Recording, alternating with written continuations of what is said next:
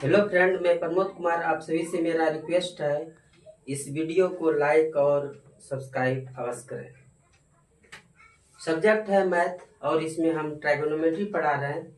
इसमें lecture number होगा मेरा 13 और टाइप होगा 4। ओके,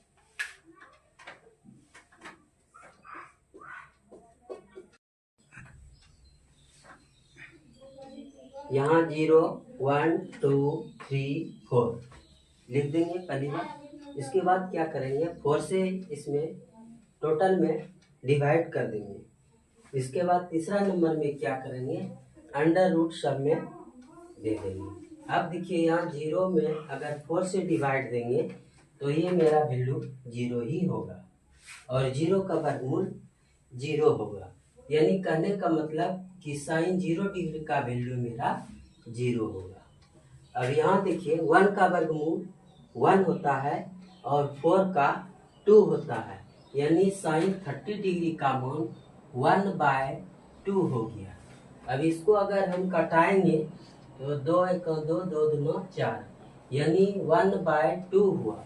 तो 1 का वर्गमूल 1 और 2 का वर्गमूल नहीं हुआ तो अंडर रूट 2 दे दिए। यहाँ देखिए इसका 3 का वर्गमूल नहीं होगा इसलिए अंडर रूट में रख दिए और फिर 4 का क्या हुआ 2। यहाँ जब कटाएंगे तो 1 का वर्गमूल कितना हुआ 1 ही। मतलब साइन 0 डिग्री का वैल्यू 0, साइन 30 डिग्री का वैल्यू 1/2 और साइन 45 डिग्री का वैल्यू 1/√2 और साइन 60 डिग्री का वैल्यू √3/2। फिर साइन 90 डिग्री का वैल्यू कितना हो गया 1। ओके, अब कॉस में क्या करेंगे, ये आरएचएस साइड से लिखते जाएंगे यहाँ। यानी साइन 90 डिग्री का जो वैल्यू 1 है वो कॉस 0 डिग्री का वैल्यू हो जाएगा। फिर इसका वैल्यू इसमें रख देंगे। फिर इसका वैल्यू कहाँ रखेंगे, इसी जगह, तो 1/√2 और इसका वैल्यू कहाँ रखेंगे यहाँ, और ये जो वैल्यू है मेरा यहाँ आ जाएगा। ओके, तो साइन का अगर वैल्यू याद कर लिए तो कॉस का ऑटोमेटिक याद हो जाएगा। सिर्फ याद रखना है कि आरएचएस साइड से इसको हम लिख लेंगे। ठीक, अब आ जाता है tan theta equal to formula होता है साइन थीटा बटे कॉस थीटा, यही होता है। तो tan 0 डिग्री का अगर वैल्यू निकालेंगे तो साइन 0 डिग्री बटे कॉस 0 डिग्री होगा। तो साइन 0 डिग्री का वैल्यू कितना आया है 0 और कॉस 0 डिग्री का वैल्यू कितना है 1 है। तो 0 में 1 से डिवाइड देंगे तो क्या होगा मेरा वैल्यू 0। तो tan 0 डिग्री का वैल्यू क्या हुआ 0। अब यहाँ आइए, फिर उसी तरह से tan 30 डिग्री, तो साइन थीटा बटे कॉस थीटा यानी 1/2 बटे 3/2, तो 1/2 बटे 3/2 हुआ।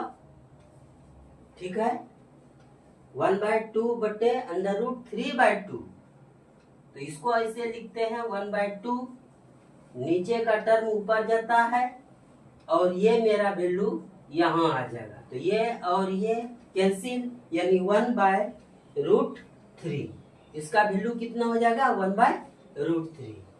यहाँ आइए, देखिए दोनों का वैल्यू सेम है ना, दोनों का वैल्यू सेम है, इसलिए साइन थीटा बटे कॉस थीटा को रखेंगे तो दोनों को कट के कितना होगा 1। फिर यहाँ आइए 60 डिग्री में देखिए ये 2 कट जाएगा, √3/1 मतलब √3। समझ में आ रहा है ना।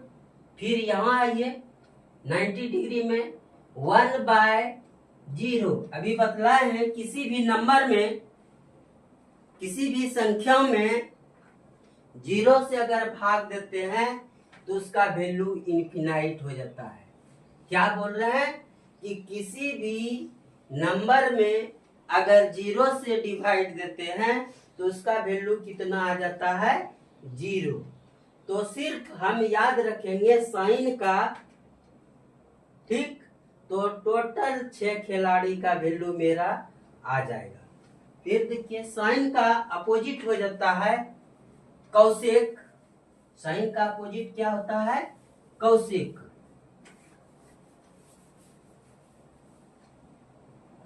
टेंथ तक निकालने के लिए आप लोग जान गए, साइन का अपोजिट हो जाता है कौशिक।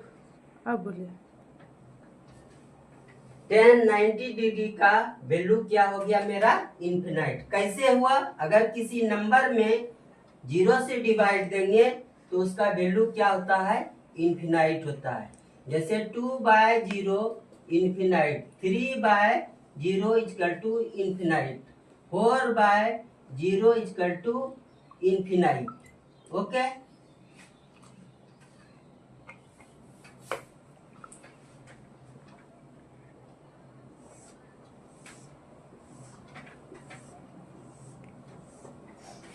तो साइन का अपोजिट कौशिक। तो कौशिक 0 डिग्री का वैल्यू क्या हो जाएगा, यहाँ देखिए 0 बटे नहीं कुछ तो 1 होगा, और फिर इसको उल्टा देंगे तो 1 में 0 से भाग देंगे तो क्या होगा मेरा इन्फिनाइट होगा। यानी 0 का अपोजिट इन्फिनाइट और इन्फिनाइट का अपोजिट 0। ठीक है, अब चलिए यहाँ आइए, ये क्या है साइन का अपोजिट कोसेक।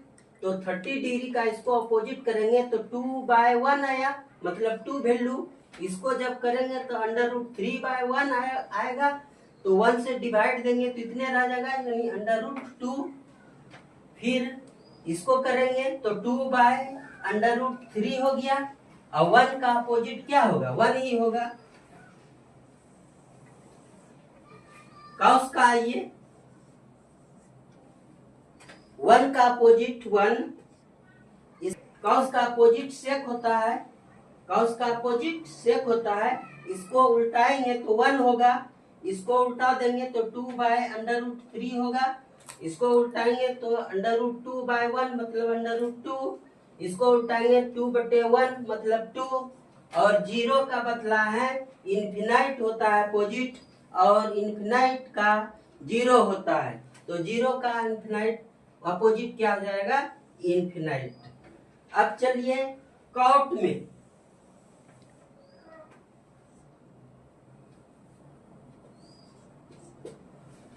टेन का यहाँ देखिए tan 0 डिग्री का वैल्यू 0 है, तो 0 का अपोजिट बदला है इन्फिनाइट होता है, और इन्फिनाइट का अपोजिट 0 होगा, तो 0 का अपोजिट क्या हो जाएगा मेरा इन्फिनाइट।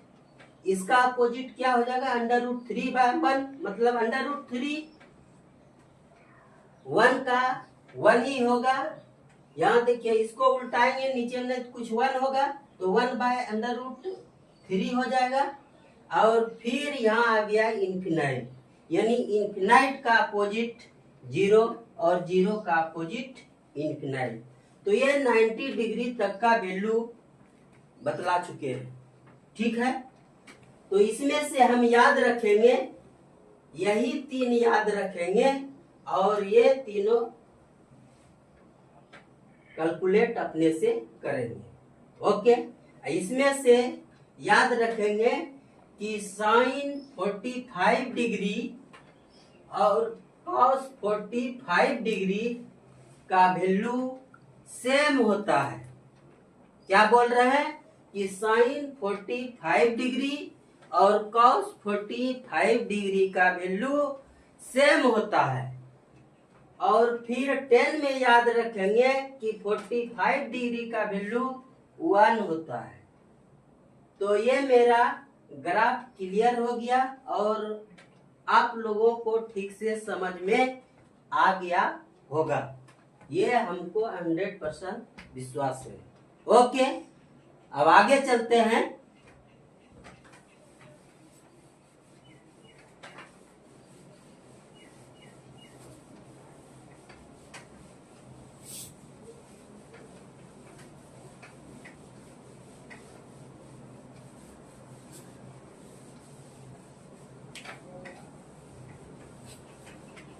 कितना मिनट हुआ?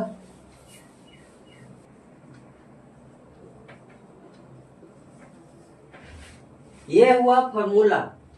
फॉर्मूला मीन्स होता है सूत्र, यानी एक। और ये है सिंगुलर नंबर, और प्लूरल नंबर में क्या होता है? फॉर्मूले।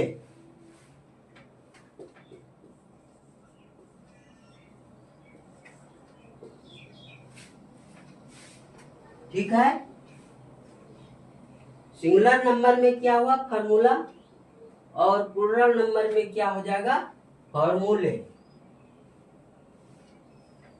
सिंगुलर नंबर में फॉर्मूला और प्लूरल नंबर में क्या हो जाएगा मेरा? फॉर्मूला। ये सिंगुलर नंबर और प्लूरल नंबर जब बनाने के लिए आता है तो कभी कभी इंग्लिश में पूछ देता है कि फॉर्मूला का प्लूरल नंबर क्या होगा। ओके,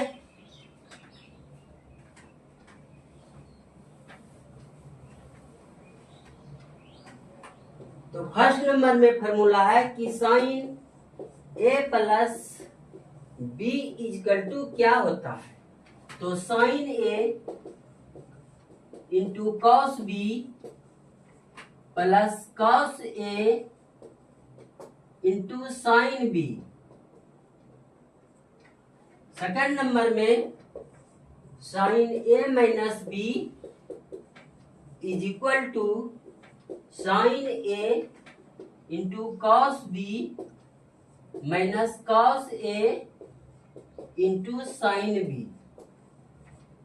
फार्मूला सेम है, सिर्फ प्लस वालों में प्लस और माइनस वालों में क्या कर देंगे? माइनस ही लिखना है। Third formula cos A plus B equal to cos A into cos B. यहां प्लस रहे तो चिन्ह देंगे माइनस का, sine A into sine B. Okay, cos में क्या हो जाता है? सिर्फ चिन्ह जो है यानी साइन जो है वो चेंज हो जाता है। यहाँ प्लस है देखिए, तो यहाँ क्या हो गया मेरा? माइनस। और नंबर में cos A minus B is equal to cos A into cos B. ये माइनस है तो यहाँ क्या दे देंगे? Plus sine A into sine B. Tan A plus B, tan A plus B is equal to tan A जो tan B बटे one minus tan A into cot tan B. Okay, six number में tan A minus B is equal to tan ए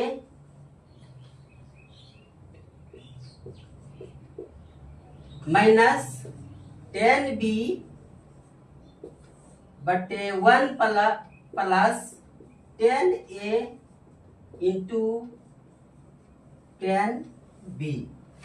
यहाँ देखिए plus है तो plus हुआ, यहाँ minus, और यहाँ क्या हुआ? ये माइनस है तो माइनस, और यहाँ आके मेरा प्लस हो गया। ठीक है, अब प्रॉब्लम सॉल्व होगा। फार्मूला मेरा क्लियर हो गया। अब 14 नंबर लेक्चर में प्रॉब्लम इससे रिलेटेड सॉल्व होगा।